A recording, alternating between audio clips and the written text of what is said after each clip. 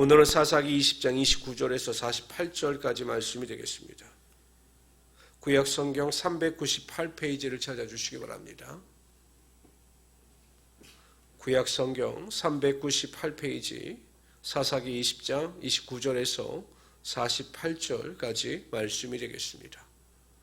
우리 한 절씩 교독합니다. 제가 먼저 29절 읽겠습니다. 이스라엘이 기브와 주위의 군사를 매복하니라. 이스라엘 자손이 셋째 날에 베냐민 자손을 치러 올라가서 전과 같이 기브아에 맞서 전열을 낮추매 베냐민 자손이 나와서 백성을 맞더니 꿰매에 빠져 성읍을 떠났더라. 그들이 큰 길 곧 한쪽은 베델로 올라가는 길이요 한쪽은 기브아에 둘러 가는 길에서 백성을 쳐서 전과 같이 이스라엘 사람 30명가량을 죽이기 시작하며 베냐민 자손이 스스로 이르기를 이들이 처음과 같이 우리 앞에서 패한다 하나 이스라엘 자손은 이르기를 우리가 도망하여 그들을 성읍에서 큰 길로 꿰어내자 하고 이스라엘 사람이 모두 그들의 초소에서 일어나서 바알 다만에서 전열을 갖추었고 이스라엘의 복병은 그 장소 곧 기브아 초장에서 쏟아져 나왔더라. 온 이스라엘 사람 중에 택한 사람 10,000명이 기브아에서 이르러 치매 싸움이 치열하나 베냐민 사람은 화가 자기에게 미친 줄 알지 못하였더라. 여호와께서 이스라엘 앞에서 베냐민을 치심해 당일에 이스라엘 자손이 베냐민 사람 25,000명을 죽였으니 다 칼을 빼는 자였더라. 이에 베냐민 자손이 자기가 패한 것을 깨달았으니 이는 이스라엘 사람이 기브아에 매복한 군사를 믿고 잠깐 베냐민 사람 앞을 피하매 복병이 급히 나와 기브아로 돌격하고 나아가며 칼날로 온 성읍을 쳤음이더라. 처음에 이스라엘 사람과 복병 사이에 약속하기를 성읍에서 큰 연기가 치솟는 것으로 군호를 삼자 하고 이스라엘 사람은 싸우다가 물러가고 베냐민 사람은 이스라엘 사람 30명가량을 쳐 죽이려 시작하여 이르기를 이들이 틀림없이 처음 싸움같이 우리에게 패한다 하다가 연기 구름이 기둥같이 성읍 위에 가운데서 치솟을 때 베냐민 사람이 뒤를 돌아와 보매 온 성읍의 연기가 하늘에 닿았고 이스라엘 사람은 돌아서는지라 베냐민 사람들이 화가 자기들에게 미친 것을 보고 심히 놀라 이스라엘 사람 앞에서 몸을 돌려 광야길로 행하였으나 군사가 급히 추격하며 각 성읍에서 나온 자들 그 가운데에서 진멸하니라. 그들이 베냐민 사람을 애워싸고 기브 앞 동쪽까지 추격하며 그 쉬는 곳에서 짓밟음에 베냐민 중에서 엎드린 자가 18,000명이나 다 용사하더라.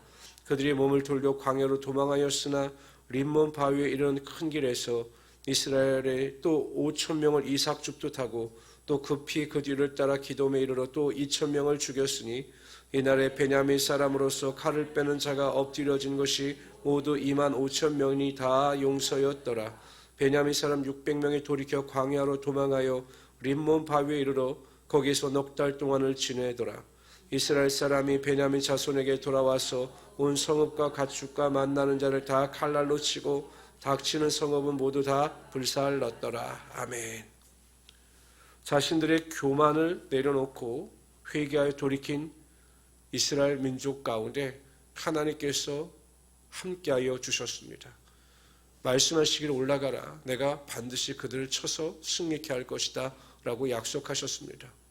그래서 이스라엘 백성들이 다시 베냐민 지파를 공격하기 위하여 올라갑니다. 그런데 이번 방법은 1차, 2차의 방법과는 전혀 다른 것이었습니다. 그들이 사용한 것은 매복작전이었습니다. 매복작전. 숨었다가 패하는 척 도망갔다가 매복한 자들이 기브한 성을 점령하는 매복작전이었습니다. 이 작전이 완벽하게 이루어짐으로 말미암아 25,000명이나 되는 그 베냐민 지파의 용사들을 물리치고 그들을 죽입니다. 성경에 나와 있지 않지만 그들이 이러한 지혜를 가지고 전쟁에 임할 수 있었던 것은 하나님께서 그들에게 지혜를 허락하여 주셨기 때문입니다. 그러니까 1차, 2차 공격은 자신들의 힘과 능력을 의지하여 전면적인 공격을 펼치다가 패하였지만 이번 공격에는 하나님께서 그들에게 지혜를 주셔서 매복 작전을 실행함으로 말미암아 큰 승리를 거두게 되었던 것입니다. 여호수아 군대가 아이성을 2차 공격할 때도 이와 유사한 방법을 하나님께서 그들에게 알려주신 것과 같습니다. 하나님을 절대적으로 신뢰하고 의지하면 하나님께서 구하는 자들에게 하나님의 신령한 지혜를 허락하여 주시는 것입니다. 이 세상 사람들이 가지는 육신의 지혜와는 비교할 수 없는 신령한 지혜를 허락하여 주셔서 모든 일을 능하게 하시며 모든 문제를 이기게 하여 주시어서 항상 우리의 삶에 하나님의 은혜와 축복이 넘치도록 부어주시는 것입니다. 그래서 우리 성도님들은 항상 자기 자신을 의지하시지 말고 하나님을 절대적으로 의지하고 신뢰하심으로 말미암아 하나님이 주신 지혜 가운데 이 세상을 이기며 살아가시기를 주님의 이름으로 축원합니다. 뿐만 아니라 하나님은 그들에게 지혜를 주셨을 뿐만 아니라 오늘 본문에 보면 35절에 보면 베냐민 지파를 직접 치셨습니다. 여호와께서 이스라엘 앞에서 베냐민을 치심에 당일에 이스라엘 자손이 베냐민 사람 25,100명을 죽였다라고 기록하고 있습니다. 그러니까 하나님은 지혜를 주셨을 뿐만 아니라 그들과 함께하여 주심으로 말미암아 큰 승리를 거두게 하여 주신 것입니다. 로마서 8장 31절에 보면 그런즉 이 일에 대하여 우리가 무슨 말 하리요? 만일 하나님이 우리를 위하시면 누가 우리를 대적하리요? 라고 말씀하고 있습니다. 하나님께서 우리와 함께 하시고 우리를 도우시며 우리에게 큰 승리를 안겨주시면 우리를 대적할 자가 없는 것입니다. 우리를 치려고 하는 원수들이 한 길로 왔다 7길로 도망치는 하나님의 역사와 능력이 반드시 나타나게 되어 있습니다. 또한 우리의 모든 문제의 여리고성이 온전히 무너져서 하나님의 영광이 우리의 삶 가운데 반드시 임하여 주실 것입니다. 그러므로 항상 우리가 구해야 할 것은 하나님의 동행하심, 하나님께서 나와 함께 하심입니다. 하나님께서는 항상 우리와 함께 하여 주시기를 원하는데 우리가 하나님 앞에 항상 하나님의 동행하심을 구하며 하나님과 함께 나아갈 때 우리에게 능치 못할 일이 없게 되는 것입니다. 매일 새벽마다 기도하실 때 하나님, 제가 항상 하나님의 마음에 합한 자가 됨으로 말미암아 하나님께서 나와 함께 하시고 그 동행하심을 통해서 하나님의 능력을 맛보는 자가 되게 하여 주시옵소서. 이렇게 구하시는 귀한 성도들이 되시기를 주님의 이름으로 축원합니다.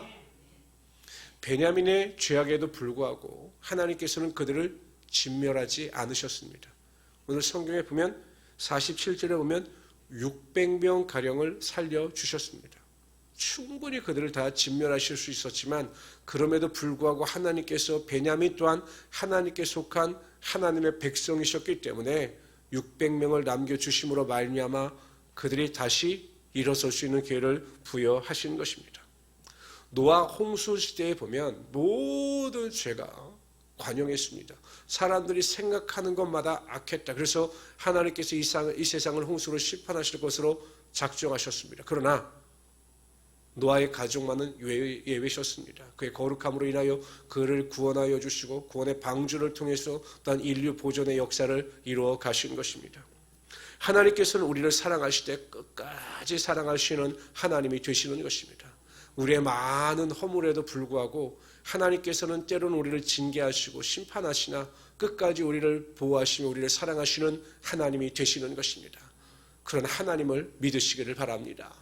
우리가 하나님 앞에서 죄 없이 거룩한 모양을 가지고 살아가는 것이 정말 중요하지만 때로는 넘어질 때도 있고 때로는 쓰러질 때도 있습니다.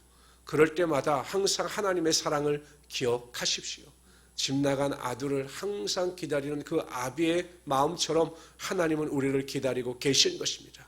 그리고 다시 돌이켜 돌아올 때 하나님께서는 우리를 품으시며 하나님의 사랑을 우리를 다시 회복시키시며 오히려 이전보다 더 좋은 하나님의 축복이 우리의 삶 가운데 임하게 하여 주실 것입니다. 결국 우리가 전체 이야기를 보면 이러한 비참한 일이 발생할 수 있었던 근본적인 원인은 레위인 한 사람의 타락에서 비롯되어집니다. 그 사람이 첩을었죠. 또 첩이 도망을 가니 그 첩을 찾으러 가죠.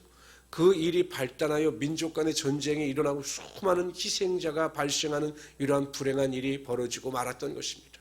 그러니까 여러분, 악은 아무리 사소한 것이라 할지라도 그 악을 통해서 우리의 모든 인생에 큰 고난과 환난을 당하게 되어 있는 것입니다.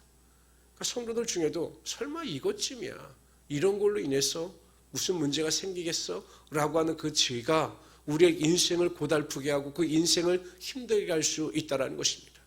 그래서 성경은 죄는 그 모양이라도 버려라 이렇게 말씀하고 있습니다. 성도 여러분, 좌로나 우로나 치우치지 말고 항상 하나님의 말씀 안에 거하시는 성도님들이 되시기를 바랍니다. 그럼 우리가 어떤 죄 가운데에서도 쓰러지지 아니하고 넘어지지 아니하며 항상 바른 길을 걸어갈 수 있게 되는 것입니다.